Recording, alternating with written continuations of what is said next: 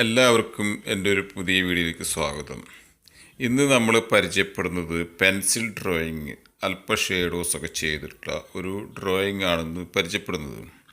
ഇതിൽ നമ്മൾ പല കാര്യങ്ങൾ ശ്രദ്ധിക്കാനുള്ളത്, പെൻസില്, പിന്നെ നമ്മുടെ ഈ ബഡ്സ് ആ ബഡ്സിൻ്റെ 2-3 സ്റ്റിക്ക്, പിന്നെ ഒരു ബ്രഷ് നിർബന്ധമില്ല. പിന്നെ നമ്മൾ ഈ പറഞ്ഞ ക്ലീനക്സ് എന്ന് പറഞ്ഞാൽ പിന്നെ ടിഷ്യൂ പേപ്പർ നമുക്ക് ഒരെണ്ണം ആവശ്യമാണ്. ഒരു 4-5 പേപ്പർ ഉണ്ടായാൽ മതിയാവും. അത് പിന്നെ നമുക്ക് റബ്ബർ നമുക്ക് നല്ല ക്വാളിറ്റി റബ്ബർ, അതായത് ലൈറ്റ് വയ്ക്കുന്നിടത്ത് ഹൈലൈറ്റ് വയ്ക്കുന്നിടത്തൊക്കെ റബ്ബർ നല്ല ആവശ്യമായിട്ട് വരും. അപ്പോൾ ഇവിടെ ഞാൻ കണ്ണ് വരച്ചിട്ടാണ് ഇപ്രാവശ്യം അങ്ങനെയാണ് ചെയ്യുന്നത്. കണ്ണിൻ്റെ അവിടെ നിന്നാണ് തുടങ്ങുന്നത്. കണ്ണ് ആദ്യം തന്നെ വരയ്ക്കാറില്ല, സാധാരണ ലാസ്റ്റ് ടൈമിലാണ് കണ്ണ് വരയ്ക്കാറ്. ഇന്ന് നമ്മളൊരു വ്യത്യസ്തമായ രീതി വേണമെന്നുള്ളതിൻ്റെ പേരിലാണ് കണ്ണിൻ്റെ അവിടെ നിന്ന് തുടങ്ങിയിട്ടുള്ളത്. ഇതിൽ നമുക്ക് എപ്പോഴും ശരിയായിട്ടുള്ള ഷെയ്ഡ്, അതായത് ഒരു പടം വരയ്ക്കുകയാണെങ്കിൽ നമുക്ക് കൃത്യമായിട്ട് അതിൻ്റെ ഷെയ്ഡ് കറക്റ്റായിരിക്കണം. ഏകദേശം ഒരു ലെവലാക്കി വരച്ചാലും മതി, നമുക്കൊരു സാറ്റിസ്ഫാക്ഷൻ കിട്ടുന്ന ഒരു രീതിയിൽ വരയ്ക്കണം. പൊതുവേ ഈ ഈ പെൻസിൽ ഡ്രോയിങ് ചെയ്യുമ്പോൾ പലർക്കും അതിന് ക്ഷമ പലപ്പോഴും നഷ്ടപ്പെടാറുണ്ട്. ആ ക്ഷമയോട് കൂടിയിട്ട് വരച്ചെങ്കിൽ മാത്രമേ അതിൻ്റെ ഷെയ്ഡ് കൊടുക്കാനുള്ള ഒരു മനസ്ഥിതി ഉണ്ടെങ്കിൽ മാത്രമാണ് ഈ ചിത്രം നല്ല രീതിയിൽ അത് പൂർത്തീകരിക്കാൻ സാധിക്കുള്ളൂ. പിന്നെ ഒന്ന് ശ്രദ്ധിക്കാനുള്ളത്, നമ്മൾക്ക് ഈ ഡ്രോയിങ് ചെയ്യുമ്പോൾ ഞാനിപ്പോൾ ഡയറക്റ്റ് കൈ വെച്ചിട്ടാണ് അവിടെ വരച്ചിട്ടുള്ളത്. ഇതിൻ്റെ ഒരു പേപ്പർ വെച്ച് അതിൻ്റെ മുകളിൽ വെച്ച് വരയ്ക്കുകയാണെങ്കിൽ നമ്മുടെ കൈയിൻ്റെ മുകളിൽ കാർബണോ മറ്റൊന്നും ആവുന്നില്ല.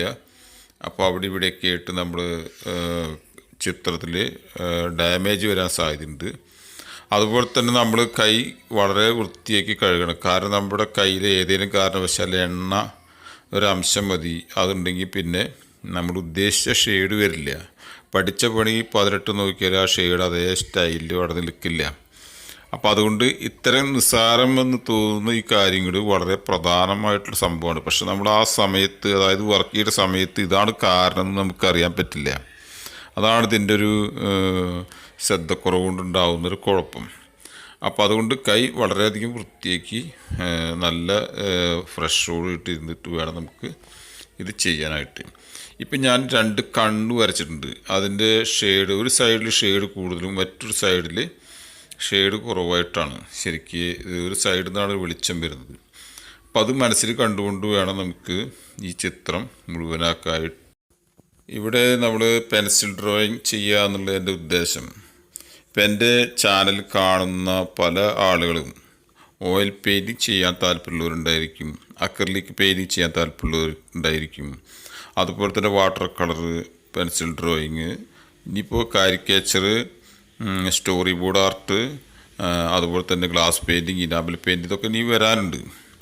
അപ്പോൾ ഏകദേശം ഒരു 150 അടുത്ത് വീഡിയോസ് ഞാൻ ഇതിനൊക്കെ ചെയ്ത് കഴിഞ്ഞിട്ടുണ്ട്. അപ്പോൾ ഇത് വ്യത്യസ്തമായിട്ടുള്ള മാധ്യമമാണ് ഞാൻ ഓരോ വീഡിയോകളിൽ ചെയ്യുന്നത്. പല ആളുകൾക്കും ഓയിൽ പെയിൻറ്റിങ് പോർട്രേറ്റ് വരയ്ക്കാനായിട്ടുള്ള താല്പര്യമുള്ള ആളുകൾ ഇടയ്ക്ക് കമൻറ്റ് ചെയ്യാറുണ്ട്, അവരാവശ്യപ്പെടാറുണ്ട് ഒരാഗ്രഹം. അപ്പോൾ അതിൻ്റെ പേരിൽ അങ്ങനെ ചെയ്യുന്നുണ്ട്. വാട്ടർ കളർ പോർട്രേറ്റ് സീനറികളൊക്കെ വരച്ചിട്ടുണ്ട്, അക്രിലിക് പെയിൻറ്റിങ്ങിൽ സീനറികൾ വരച്ചിട്ടുണ്ട്. അപ്പോൾ അങ്ങനെ ഒരുപാട് വീഡിയോസ് ഇനിയും, ഇത് ശരിക്കും പറയുകയാണെങ്കിൽ ഇത് തുടങ്ങിയിട്ടുള്ളൂ എന്ന് വേണമെങ്കിൽ പറയാം. കാരണം എൻ്റെ എൻ്റെ പ്രേക്ഷകർ എങ്ങനെയാണ് താല്പര്യം, അവരുടെ അഭിരുചിക്കനുസരിച്ചുള്ള വീഡിയോസാണ് ഞാൻ വളരെ പ്രാധാന്യത്തോട്ട് വരയ്ക്കുന്നത്.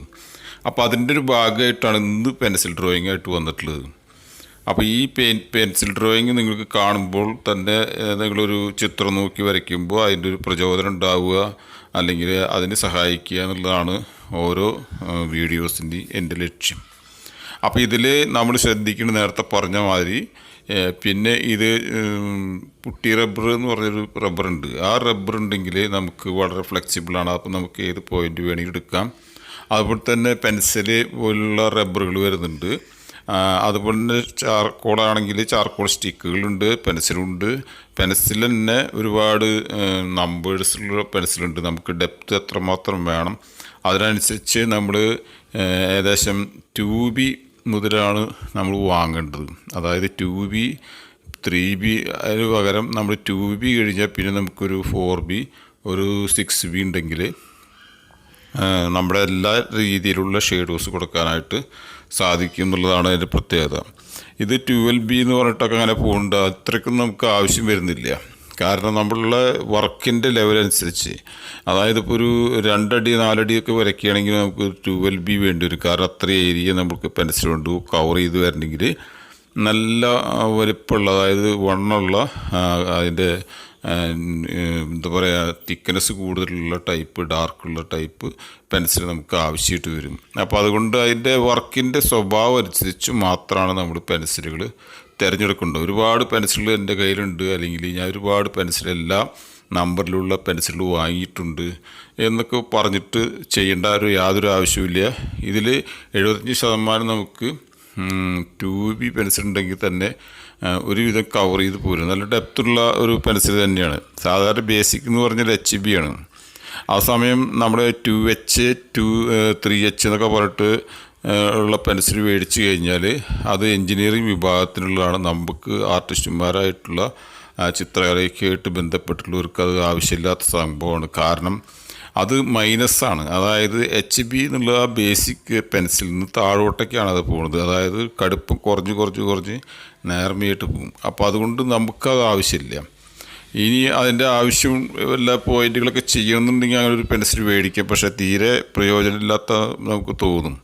അതുകൊണ്ട് നമുക്ക് HBയേക്കാളും ഒന്നുകൂടി ഡെപ്ത് ഉള്ളത് 2B ആണ്. അപ്പോൾ ബേസിക്കലി നമുക്കൊരു 2B പെൻസിൽ ഉണ്ടെങ്കിൽ ഒരുവിധം ഡെപ്ത് കൊടുക്കാനും ലൈറ്റ് കൊടുക്കാനും ആ ഒരൊറ്റ പെൻസിൽ കൊണ്ട് നമുക്ക് സാധിക്കും.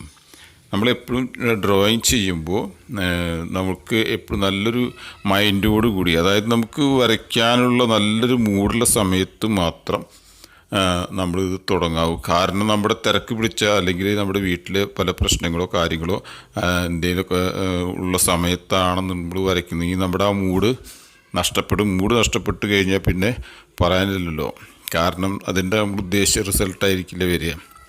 അപ്പോൾ അതുകൊണ്ട് നല്ല ഒരു മൈൻഡോട് കൂടിയിട്ട് വേണം നമ്മൾ ഈ ചിത്രകല കൈകാര്യം ചെയ്യാൻ. നമുക്ക് പ്രോത്സാഹിപ്പിക്കാൻ ഒരുപക്ഷെ നമ്മുടെ വീട്ടിലുള്ളവർക്ക് ചിലപ്പോൾ തയ്യാറായില്ല എന്ന് വരും. ഒരുപക്ഷെ ചിലവരുടെ വീട്ടിലുള്ളവർക്ക് നല്ല പ്രോത്സാഹനമായിരിക്കും. അപ്പോൾ ഓരോ ക്യാരക്ടർ ഇതിൽ കാണാൻ വരുന്ന ഏതൊരു വ്യക്തിക്കും പല അനുഭവങ്ങളായിരിക്കും. അതുകൊണ്ട് ഏതൊരു രീതിയിലുള്ള അനുഭവം ആണെങ്കിൽ പോലും നമുക്ക് ഇത് വരയ്ക്കാൻ ഒരു പ്രൊഫഷനായിട്ട് അല്ലെങ്കിൽ ഒരു പാഷനായിട്ടാണ് നമ്മൾ എടുക്കുന്നതെങ്കിൽ തന്നെ നമുക്ക് നല്ല ഒരു മാനസികമായിട്ടുള്ള നല്ലൊരു ഫീലോട് കൂടിയിട്ട് വേണം നമ്മൾ എന്ത് ഡ്രോയിങ് ചെയ്യാനായിട്ട്. അതേമാതിരി തന്നെ നമുക്ക് ഒരുപാട് മെറ്റീരിയൽസ് വാങ്ങി കൂട്ടുന്നതിൻ്റെ യാതൊരു ആവശ്യകതയും നമുക്കില്ല. അറ്റ്ലീസ്റ്റ് ഒരു പെൻസിൽ ഉണ്ടായാലും നമ്മുടെ കാര്യങ്ങൾ നടക്കണം. കാരണം നമുക്ക് അതിൻ്റെ വർക്കിലാണ് നമ്മൾ കൂടുതൽ ശ്രദ്ധ കൊടുക്കേണ്ടത്. ഒരുപാട് പൈസ എനിക്കുണ്ട്, അതുകൊണ്ട് എനിക്ക് ഇതൊക്കെ വാങ്ങി കൂട്ടാമെന്ന് പറഞ്ഞാൽ നമ്മുടെ വർക്ക് നന്നാവണമെന്നില്ല. അപ്പോൾ എപ്പോഴും നമ്മൾ വർക്കിലേക്കാണ് നമ്മുടെ ഫോക്കസ് ചെയ്യേണ്ടത്. അതുപോലെ തന്നെ ഒരുപാട് പെയിൻറ്റിങ്, ഇപ്പോൾ ഇവിടെ ഞാൻ ക്ലീനക്സ്, അതായത് ടിഷ്യൂ പേപ്പർ കൊണ്ട് ഒന്ന് സ്പ്രെഡ് ചെയ്യാനൊക്കെ അത് വളരെ ഉപകരിക്കും. നമുക്ക് ആദ്യം ഒരു പെൻസിൽ കൊണ്ട് ഷെയ്ഡ് കൊടുത്തതിന് ശേഷം നമ്മൾ ഇതൊന്ന് സ്പ്രെഡ് ചെയ്യുകയാണെങ്കിൽ അതിൻ്റെ ഷെയ്ഡ് ശരിക്കിട്ട് വരും. അതുപോലെ തന്നെ നമ്മൾ താഴോട്ടേക്ക് ഡെപ്ത്ത് കൂട്ടേണ്ട സൈഡിലൊക്കെ നമ്മൾ നല്ല ഡെപ്ത്ത് പിന്നീട്, അപ്പോൾ അതായത് ഇങ്ങനെ ഈ ടിഷ്യൂ പേപ്പർ കൊണ്ട് ചെയ്യുമ്പോൾ അവിടെ ഒന്ന് ഡിമ്മാവാൻ സാധ്യതയുണ്ട്. അപ്പോൾ അതുകൊണ്ടാണ് വീണ്ടും പെൻസിൽ എടുത്തിട്ട് ഡെപ്ത്ത് കൊടുക്കുന്നത്. അപ്പോൾ എന്തായാലും ഈ വീഡിയോ നിങ്ങൾക്ക് ഇഷ്ടപ്പെട്ടു. ഇപ്പോൾ ഇവിടെ ഞാൻ ചെയ്യുന്നത് റബ്ബർ കൊണ്ട് ഹൈലൈറ്റ് വയ്ക്കുകയാണ് ചുണ്ടിൻ്റെ മുകളിൽ. അപ്പോൾ അങ്ങനെയുള്ള ഹൈലൈറ്റ് പേപ്പർ വെയ്റ്റായിട്ട് നമുക്ക് കിട്ടുമ്പോൾ ഒരു പ്രത്യേക ഭംഗി അതിനുണ്ടാവും. എവിടെയെങ്കിലും പൂരിപ്പിക്കാനോ അല്ലെങ്കിൽ എവിടെയൊക്കെ നമുക്കൊന്ന് എന്താ പറയുക ഒന്ന് സ്മൂത്താക്കണമെന്ന് തോന്നുകയാണെങ്കിൽ സ്മൂത്തായിട്ടുള്ള ടിഷ്യൂ പേപ്പറാണ് എപ്പോഴും നല്ലത്. സാധാരണഗതിയിൽ നമുക്കൊരു പാക്കറ്റിൽ വരും, അതിനേക്കാളും നല്ല ബെറ്റർ നമ്മൾ ബോക്സിൽ വരുന്നൊരു ടിഷ്യൂ പേപ്പറാണ്. അപ്പോൾ ഞാൻ ഇത്രയും സാധനങ്ങളാണ് ഇതിലേക്ക് ഉപയോഗിച്ച്. ഈ വീഡിയോ ഇഷ്ടപ്പെട്ടാൽ ലൈക്ക് ചെയ്യാനും സബ്സ്ക്രൈബ് ചെയ്യാനും മറക്കരുത്. ഓക്കെ.